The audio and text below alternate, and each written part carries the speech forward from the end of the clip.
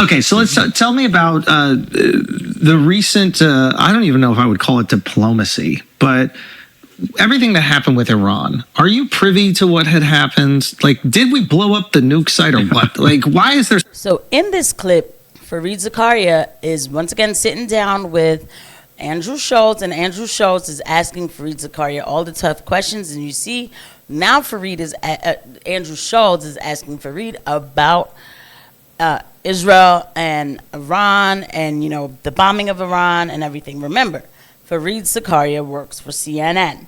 Fareed Zakaria cannot say too much.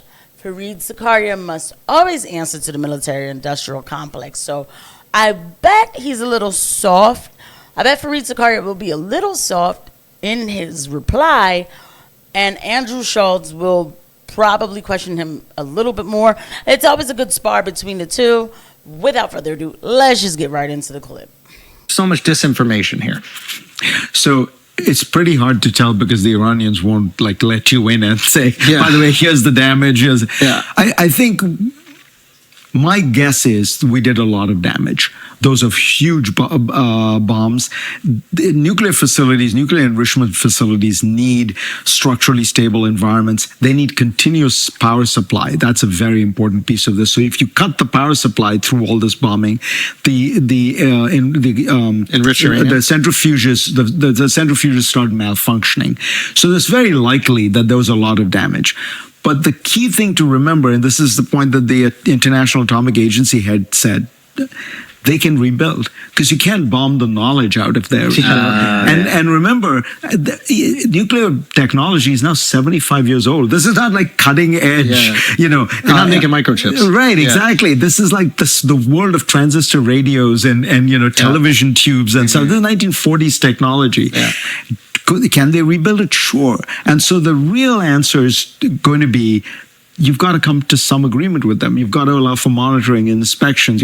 And that's the part where it feels like, you know, the Israelis don't want to do that because they want to just keep bombing them every now and then. And I don't think that's a stable situation for the Middle East. I don't think it's healthy. And I think what Trump should do now is say, look, I gave you guys a big thing you asked for, which was we use those bunker buster bombs. Now you get on board with some kind of deal where we come up with a monitoring system. So Fareed Zakaria is definitely establishment. By the way, guys, please don't forget that the like and subscribe button and the notification bell if you do like this video. Fareed Zakaria is full establishment because he just sat here and said, if I'm not mistaken, drop a comment and let me know. Maybe I got it wrong, but I feel like I got it right, that Iran's technology is like old technology. So the problem is that, you know, so is it old or is it not? You know, are they a threat or are they not? Like, what is the deal? Because I know one thing, and every American should be concerned about what's going on, because we don't want to send any more American blood over to the Middle East. I mean, that's a fact. And so the weapons of mass destruction part 2 that I saw in June is very concerning. And to sit here, Andrew Schulz, and ask Fareed Zakaria from CNN about disinformation, saying, oh, well, what's going on because there's so much disinformation out here. This is the same CNN that took Joe Rogan's face and turned it yellow. This guy, that's who he works for. You think he's going to give you the real information? You know, and I think it would stabilize the whole region. But look, the Israelis have done, so if you're asking what is like the big story of the last 5-7 years, the big story is Israel has become the superpower of the Middle East. They have decided to take out all their enemies, Hamas, Hezbollah, the Iranians, who are now so much weaker than they've ever been. They attacked the Syrian militias, which... I'm sorry, I definitely have to pause it again, coming in hot. Listen, remember that, bookmark it. Fareed Zakaria just told you that Iran is much weaker than they've ever been, okay? So before the year is out, when, God forbid, allegedly, I am not a prophet, you hear a little something else happening in Iran, remember, you were told that they're weaker. So why would that be happening then? We cannot let ourselves be weapons of mass destruction into another war. I'm just saying. Then in part led the Syrian regime to collapse. So they've managed to put back this whole array of like militias that had been kind of keeping them on edge, particularly Hezbollah, and they called the bluff. They went in, and part of it is Israel has just become so much stronger over the last 10 or 15 years. They're technology superpower, they're a military superpower, largely thanks to us. We provide the weaponry and the trading, and we still give them a huge amount of military aid. Well, this is interesting. You're saying Israel's a superpower, but every politician here seems to think they're the weakest, most helpless country. That's the, I mean, right, just like they're like really big. Like if they're such a superpower, why do they keep asking Somalia us to in the do 90s shit? had Just no ask idea yourself, what rough living was. So just ask yourself, like, look at that world and say to yourself, you know, look at what they've done to Hamas in Gaza. Yeah. Look at what they did to Hezbollah. Look at what they did to Syria. Look at what they've done to the Iranians. Like, that's just one country, you know, with 7 million people. Yeah. The huge support from the United States makes a difference, but they're also super inventive. The IDF, the military, fights amazingly well. Look at the technology, the intelligence success of, you know, the pager operation. No against question about Hezbollah. the intelligence success. So All right, I got to be careful everything I say on this episode. But look, you're getting. If you want the reality, if you want the fake stuff, you can watch this and just say, yeah. If you want the reality, the pager, they call it a success. Really think about that. A lot of people who were hurt, you know, by the pager were like young kids, and not hurt. They were like, hurt is a minor term. They occurred terrible injuries. Were kids. You know, this type of talk right now, like just the glazing. I mean, I think that the people in this audience are at least a little tired of constantly seeing Speaker Mike Johnson at the wall and every other one of our politicians every week. Let me know in the comments. I could be wrong. that's the real story here. Now, the question is, what does that do?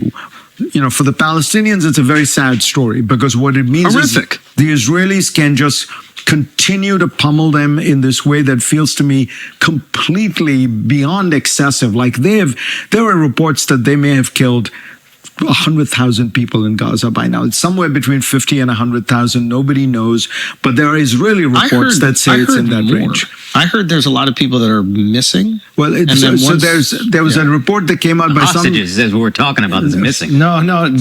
But if you just look at Gaza, right? You look at the photographs. You It's don't have to be an rubble. expert, right? Yeah. You look at it, and there's no World War II city that looked like that at the end of the Allied bombing. And it's just so you say to yourself, like, why do you have to do that? You know, Why? I mean, What is your answer to that?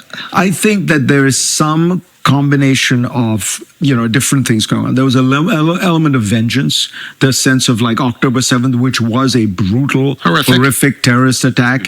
And it made Israelis think, oh my God, these people will never let us live in peace. These people always all want to kill us. You know, I understand all that. But so some of it, I think, is vengeance. Some of it is a Bibi Netanyahu feeling like this is my opportunity. And by the way, it allows him to stay in power because it's a wartime situation. That's kind of what it You're feels a wartime prime minister. But look at the price you're exacting on innocent people to do. I mean, The price you're exacting on innocent people, and also like this idea that this could potentially create more security for Israel. I don't know if that's necessarily true. I've never seen less support for Israel around the world, but especially in the United States. I don't know Americans outside American Jews that support what's happening right now. and I think a lot of American Jews know in their heart that this is not right. They don't want to say it out loud. They're feeling defensive. There has been a rise of anti-Semitism in the That is country. true. There's That no is question. absolutely So true. you can understand And there was that. a lot that we didn't realize was Right, there. but again, exactly. You scratch the surface and you found, you know, it's very sad. But I think that at the end of the day, even Israelis are going to look back on this And go, what the fuck? what did you know? How could we have allowed this to happen? So here's a question I have, right? Because like, I think what a lot of Americans are experiencing now that there's economic uncertainty at home is we hear these numbers going out to other countries, right? Like, I think that's why there was there was like the primal satisfaction to cutting U.S. aid, because it was this idea that millions of dollars is no longer going around the world. It's going to stay home. Now, I don't know if it actually stays home, but to the average American, we're going to be, okay, well, now that I'm suffering, at least we're going to take care of us. And I think you see this a lot, especially with Ukraine and Russia. You saw it immediately, just the numbers, the amount of money going over there while Americans are struggling, right? We can't pay our health care bills. We're suffering with this, not even like, I'm talking about American debt. I'm talking about college loan debt, just credit card debt, whatever we have, cost of living going up, rent going crazy high. And you hear like billions of dollars just going abroad. And we start to get the sentiment where it's just like billions of dollars going abroad, especially like to destroy Gaza, like just nothing left. And then we're going, how does this affect us at all? Why are we supporting this when we're suffering at home? Why isn't that money coming home to make sure we're good? And then you start hearing these things that like, I think they got healthcare in Israel, right? They got free college in Israel. Like, why don't you take the healthcare money and the college money and put it into the bombs before you ask us to give you money for the bomb? Like, we don't got healthcare, we don't got college. I think you can understand why there is this American resentment for money going away when we need it here, or at least it feels like it. And to me, it feels like there's a big difference between supporting, the bombardment of Gaza and USAID helping AIDS people, babies in Africa, right? I mean, I'm an unashamed supporter of USAID. I have traveled the world. I've seen these people. Well, so this is the shift of conversation to USAID and defending USAID. USAID, like the whole thing about it is like anything that it was funding for, I'll leave this part out, but USAID was just like really a bunch of NGOs trying to spread democracy into other countries. And don't worry, there's still NGOs that still exist. Just because it's not called USAID doesn't mean that it doesn't exist anymore. That's number one. Number two, Andrew Schulz was trying to make a point, but it's always got to be nuanced with these people when they have a conversation about this Ben Shapiro's favorite country. So the fact is to say, no, well, they get free healthcare and free college. Well, why don't you take the free healthcare and college money and use that for the bombs instead? And what? Why don't we get the free college and health care, right? And that is an elementary, thought process that I'm saying here. Now, that's the smallest thing. So it's like both people, they dance around and eat around the edges of a very serious conversation, but I was glad to talk about it and cover this. I'll see you guys at the next one. Bye.